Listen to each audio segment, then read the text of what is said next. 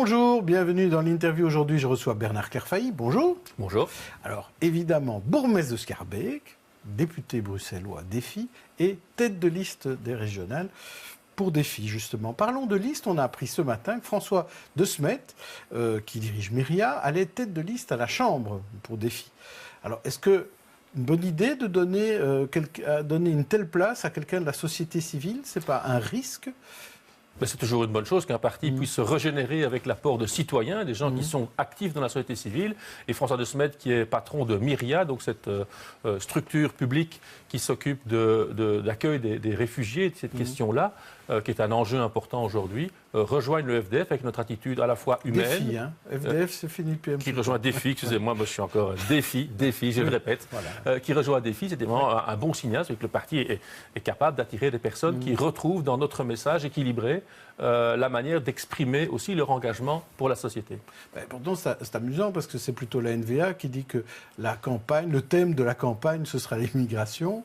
Et plutôt, on voit maintenant que c'est le climat. Et vous choisissez quelqu'un qui est spécialiste justement en migration et en réfugiés. En tout cas, c'est quelqu'un qui a exprimé déjà sa proximité avec nos idées, qui est prêt à s'engager et qui est prêt à porter ce combat-là. Mais tous les autres combats de Défi, bien sûr que Défi a un projet politique qui concerne tout le monde. On a un projet très fort en termes de réforme fiscale au niveau fédéral. On veut que remettre la fiscalité au service du projet de société que nous avons. Et nous voulons, par exemple, que les grandes sociétés comme les GAFA payent aussi l'impôt. Nous voulons une réforme fiscale. Nous voulons que le travail rémunère mieux et qu'on puisse remonter la quotité exonérée d'impôt à 13 000 €, pas payer d'impôt avant 13 000 € par an. Toutes ces choses-là. Et donc François De Smet défendra à la fois le projet en termes de migration, mais aussi en termes de fiscalité, en termes de projet environnemental, de mobilité. Est-ce qu'il doit démissionner de Myria maintenant que l'on sait et qu'il reconnaît, donc qu'il sera candidat? Mais il a annoncé qu'il le ferait. Il ne peut pas confondre ces deux missions, sa mission publique et sa mission politique. Alors on voit de nouvelles têtes et au régional, la nouvelle tête, c'est vous. Alors, ce n'est pas vraiment une nouvelle tête, mais enfin quand même. Vous avez donc décidé que vous seriez tête de liste. Et pourtant, on avait vu que le président Minguin lui-même avait annoncé il y a quelques mois, on n'assumera que le dernier mandat pour lequel on est élu. On assumera que le dernier mandat pour lequel on est élu. Est-ce que ça veut dire que si vous êtes élu, il y a quand même une forte chance, en étant tête de liste Défi, élu député régional, vous abandonnerez la place de bourgmestre à Schaerbeek? Mais tout le monde a appelé au sein du parti, a souhaité que je puisse tirer la liste. Je les remercie de la confiance qu'ils me font. Aussi bien Didier Gauzoin, ministre sortant, qui a dit qu'il retournait entre guillemets dans sa commune. Olivier Minguin, qui fait le choix similaire. Mais aussi Cécile Jodonne, Joël Maison, Emmanuel Leboc, tous les parlementaires ont souhaité que je me présente. Donc j'ai accepté de me présenter à la région.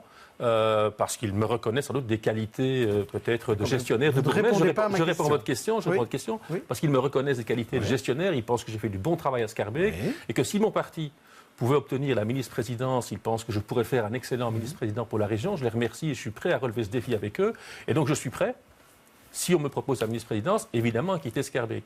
Mais je ne vais pas, je vais être très clair avec vous, je ne vais pas quitter Schaerbeek pour assumer seulement une fonction de député régional, parce que si on me reconnaît des qualités comme gestionnaire public, je pense que ce serait priver Schaerbeek de mes capacités si c'était seulement pour être député bruxellois, ce que je suis déjà depuis 25 ans. Donc la phrase d'Olivier Minguin est fausse. Vous interrogerez Olivier Minguin, en tout cas Olivier Minguin a accepté cette condition et vous l'interrogerez. Je pense qu'aujourd'hui c'est l'intérêt, c'est pas seulement l'intérêt du parti, je crois que c'est aussi l'intérêt de Bruxelles. Je pense qu'il n'est pas inutile que les gens qui se présentent pour des fonctions comme celle-là aient dans leur CV, dans la case expérience, quelque chose de bien rempli.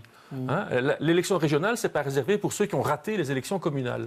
Ce n'est pas seulement pour ceux qui n'ont pas été élus bourgmestre ou pas été élus ceci ou cela. C'est aussi pour des gens qui peuvent apporter une expérience, et mon expérience à Schaerbeek, je crois, sera très utile et m'aidera heureusement à assumer cette fonction. Alors faisons un peu de politique fiction. Didier Gauzoin a été ministre au sein de ce gouvernement.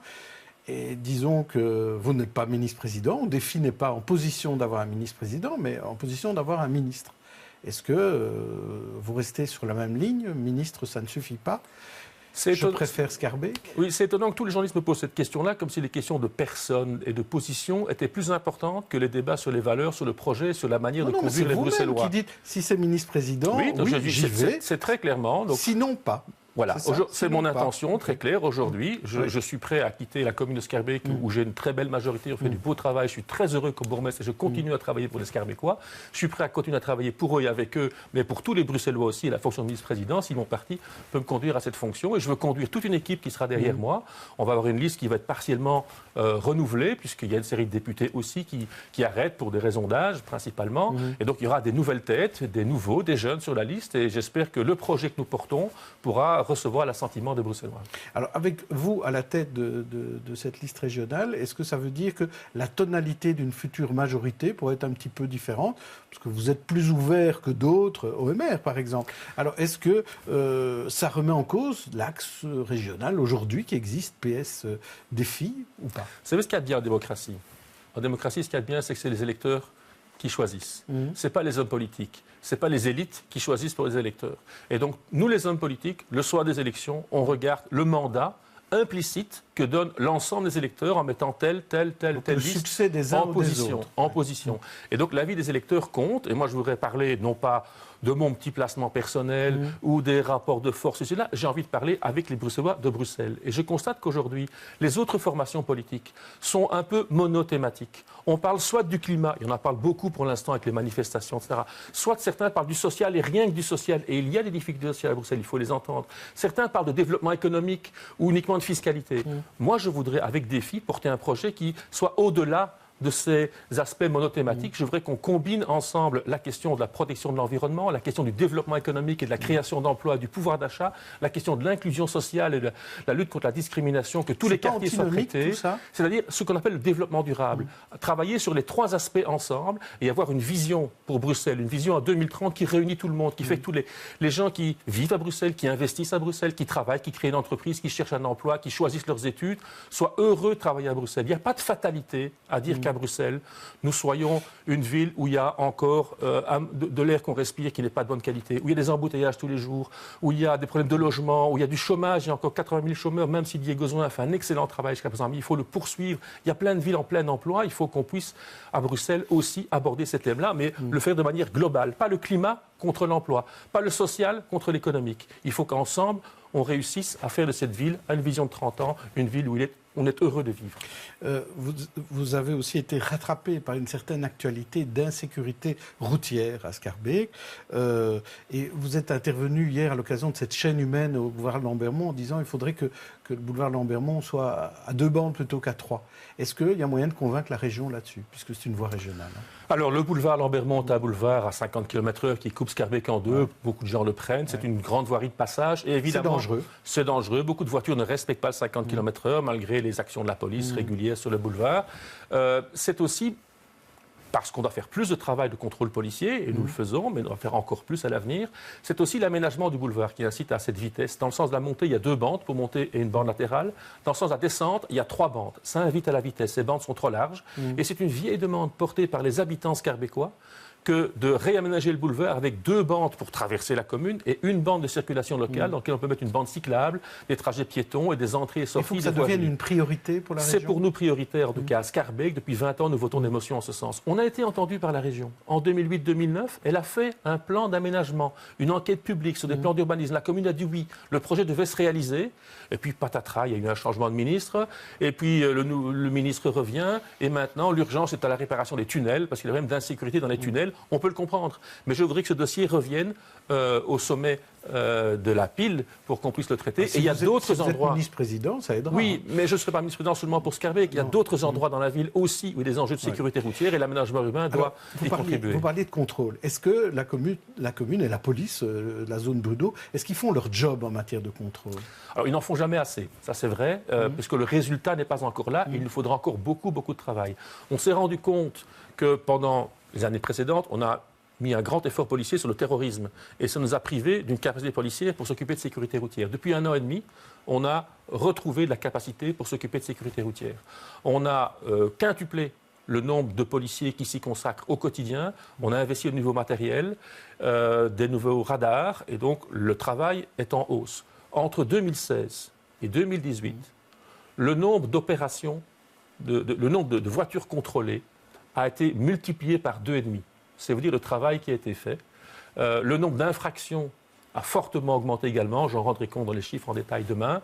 Et nous avons mobilisé tous les policiers, même les patrouilles qui circulent, à s'occuper de sécurité routière. Les chiffres d'activité policière sont là. Ça commence à avoir un effet sur le comportement des gens, mais nous voulons le rappeler, nous serons toujours là pour contrôler et surveiller tous les excès de vitesse. Alors, un gros thème de campagne, on en a déjà parlé au début, c'est le climat. Une campagne électorale, c'est dur, et voir une ministre pleurer et démissionner, c'est assez rare. Donc, c'est la CDNV Joke Slovig qui avait menti en inventant un complot écolo à propos des manifs contre le climat. Une image forte. On la voit là, elle est réconfortée par son président de parti Waterbeek, mais elle éclate en pleurs. Alors, ça vous fait penser mais elle a fait une grosse bourde. Elle a fait une grosse bourde, et donc si elle pleure, c'est parce que je suppose qu'elle pleure sur elle-même, sur la grosse gaffe qu'elle a fait. Je ne connais pas son bilan en Flandre parce qu'on ne suit pas très bien l'actualité politique et son travail de ministre de l'Environnement, mais on a cru comprendre qu'elle était à une réunion avec son arrière-fond politique, le Boerenbond des agriculteurs, qui parfois résiste à faire évoluer leurs pratiques pour être plus attentives à l'environnement. Et elle a eu besoin d'inventer ce complot pour tenter de leur dire « je vous aime, je vous défends ». Ce n'est pas la manière intelligente de faire de la politique, d'opposer les uns aux autres. Ce n'est pas une manière de dire le social contre le climat ou le climat contre l'économie. Ça, c'est une manière d'opposer les gens. C'est un peu ce que font les partis concurrents à Bruxelles. Ça ne sert à rien d'opposer les projets. Il faut prendre de la transformation environnementale qui s'annonce, puisqu'on a tous signé l'accord de Paris. Tous les pays s'y sont engagés. La COP 24 à Varsovie, tout le monde s'y est engagé. On va devoir faire ce changement. On n'a pas le choix. On n'a pas le choix. Autant profiter de cette opportunité pour que cela crée de l'emploi, pour que cela augmente le revenu, pour que nous ayons des logements moins chers, mieux isolés, que nous ayons une mobilité plus intelligente à Bruxelles, moins d'embouteillages et plus de mobilité. Demain, jeudi, manif des jeunes francophones pour le climat, encore de la gare du Nord à la gare du Midi. Que leur dites-vous après les manifs des 4 jeudis? Je vous propose 3 propositions. La première, c'est agissez, mais à l'école. Brossez le jeudi et allez aux manifs. Ou ne vous laissez pas manipuler. Oh, vous êtes un peu provocateur avec ces 3 propositions. Elles ont toutes un côté un peu excessif. Moi, d'abord, je suis très fier que les jeunes fassent de la politique. Je fais de la politique et je trouve ça bien que des citoyens, des jeunes, pensent à l'avenir et pensent à ce que collectivement on peut faire pour que le monde dans lequel nous vivons soit meilleur. Donc, bravo pour les jeunes qui font de la politique et pour tous ceux qui font de la politique. 2, qu'ils aient besoin de manifester le jeudi, c'est sympa. En plus, sur un côté, on brosse 1 heure ou 2. OK, d'accord. Si ça se fait avec l'accord des parents, il n'y a pas de difficulté. Il ne faut pas que ça dure éternellement, évidemment. Et je dis surtout aux jeunes, soyez avec les politiques. Faites la pression sur les politiques. Bien sûr qu'en tant qu'homme politique, en démocratie, l'avis du peuple compte et il faut qu'on l'entende. Il faut qu'on aille plus vite et plus fort pour l'accord de Paris, etc. Mais si l'on veut construire sur les années qui viennent ce monde nouveau dans lequel nous respectons plus la planète, mais nous développons aussi notre activité économique, notre pouvoir d'achat, notre mode de vie au bénéfice de tous, il faut qu'on compte aussi sur la science, la technologie et des gens instruits. Et donc, ce que vous apprendrez à l'école, le choix que vous ferez, nous aidera collectivement à construire un monde meilleur et on compte autant sur vous que sur nous. Je traduis, restez à l'école, mais allez manifester quand même de temps en temps. Merci Bernard Clairfailly. On se retrouve demain avec un autre invité. D'ici là, bonne journée, bonne soirée à tous.